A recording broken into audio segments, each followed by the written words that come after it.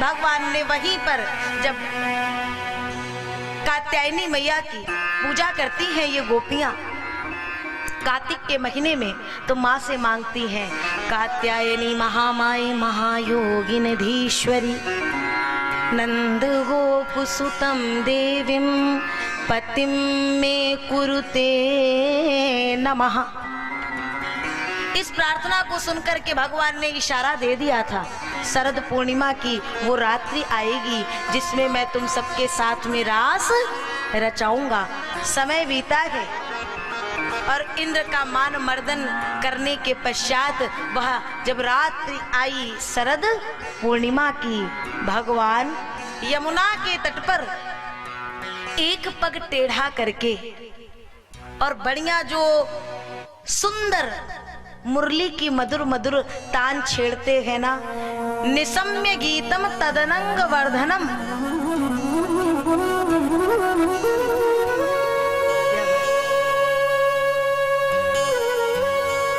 इतनी सुंदर वो मुरली बजी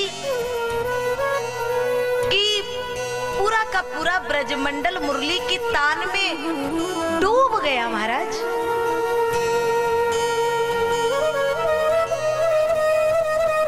जो गोपी जहां विराजी थी वहीं से दौड़ी और जिस स्थिति में विराजी थी उसी स्थिति में दौड़ गई।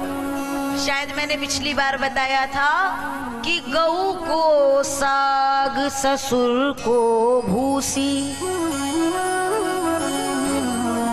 जो गाय को चारा लगाते हैं, जो उसमें भूसी देते हैं, वो बहू इतनी बावली हो गई है मुरली की धुन सुन करके कि वो गाय की जो भूसी है वो ससुर जी को दे दी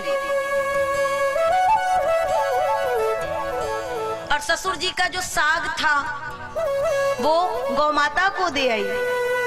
कैसी स्थिति है, गले को हार पहिर निज कटी में,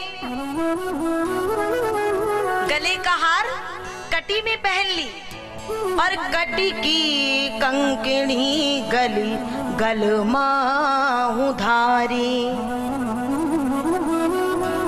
पग पायल की धारण कर में, पग की पायल को कर में धारण कर लिया। बहुत आनंद से सुनिएगा और ऐसे सुनिए कि आप सुन नहीं रहे हैं, आपके सामने यह चरित्र हो रहे हैं। ये रास पंचाध्यायी का सुंदर प्रसंग जो एक बार हृदयंगम कर लेता है उसके जीवन में नित्य श्री ठाकुर जी रास का वो विहार चलता ही रहता है। पग पायल की धारण कर में, कर की पहुंची पगन में डारी, और कान बुलाक कपोलन बिंदी, नाक में पहिरे कान की बारी, नाक में पहने कान की बारी, ऐसे सुध बुध खो के चली गए। एक नयन अंजन बिनु सोहे,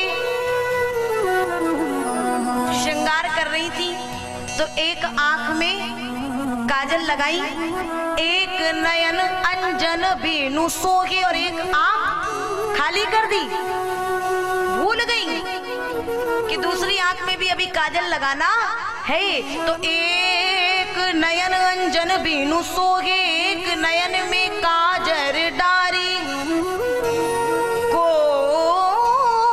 भोजन पति पर सत दौड़ी, को भोजन तज दीनी थारी।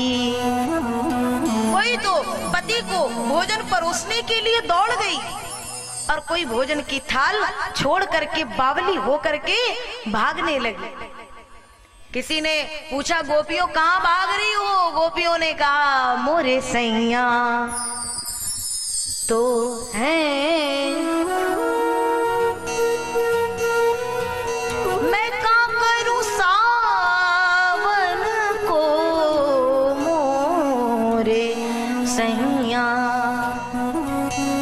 ये गोपियां दौड़ी और कैसी बावली होकर के दौड़ी, देखिए जरा।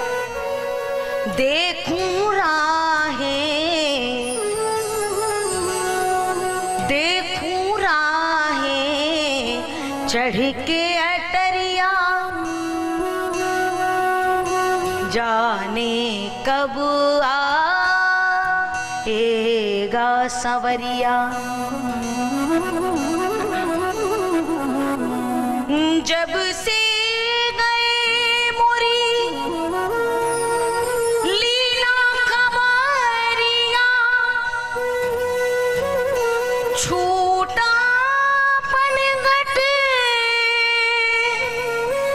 ये फूटी डगरिया, ए सुना लागे सजन बिन देस रे,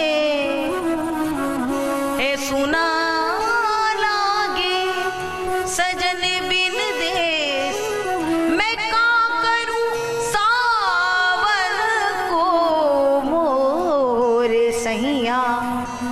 ऐसी बावली हुई कि जब मोरे जो सच्चे पिया है, ये परब्रह्म परमात्मा, ये हमारे मध्य नहीं है, हमारे समीप नहीं है, हमारे पास नहीं है, तो ये जितने भी संबंध हैं वो हमारे किसी काम के नहीं है।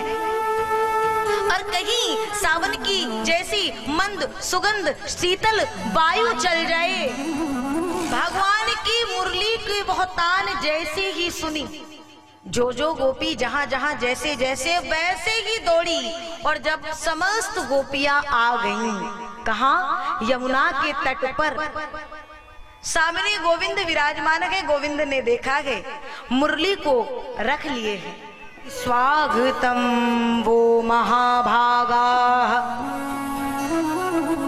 स्वागतम वो महाभागा, प्रियम किम करवाणि वह।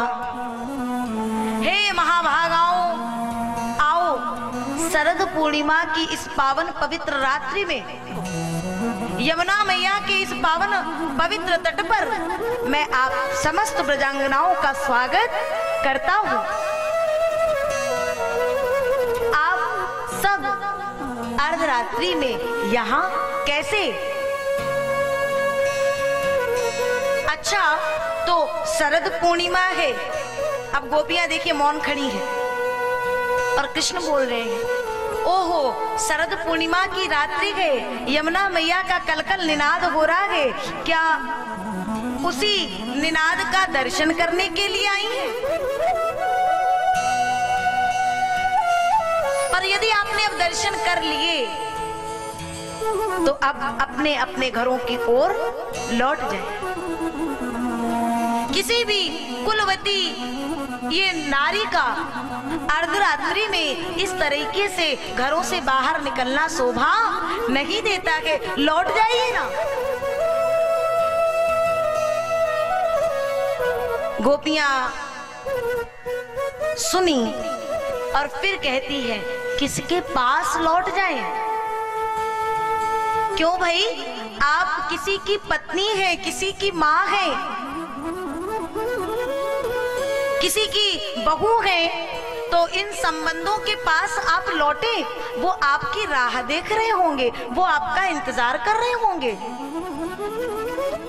गोपियों ने कहा, प्रभु क्षमा करें, पहली बात तो आप ये मुरली की मधुर मधुर तान छेड़ करके और हमें यहाँ तक बुलाते हैं, और जब हम भाव समुद्र में डूब करके यहाँ आ जाती हैं तो फिर कहते हैं लौट जाओ। और अब यदि हम कहें कि ऐसे वर को क्या वरें,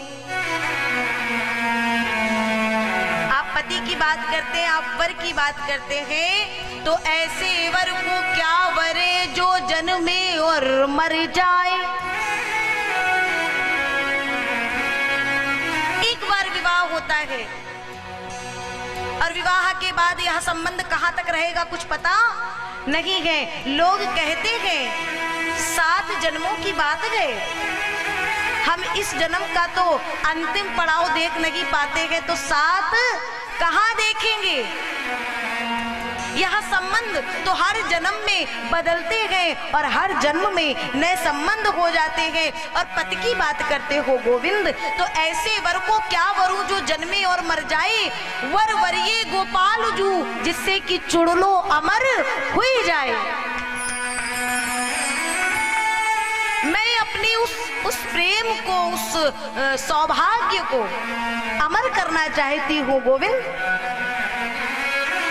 भगवान को एक सुंदर बात कहती है,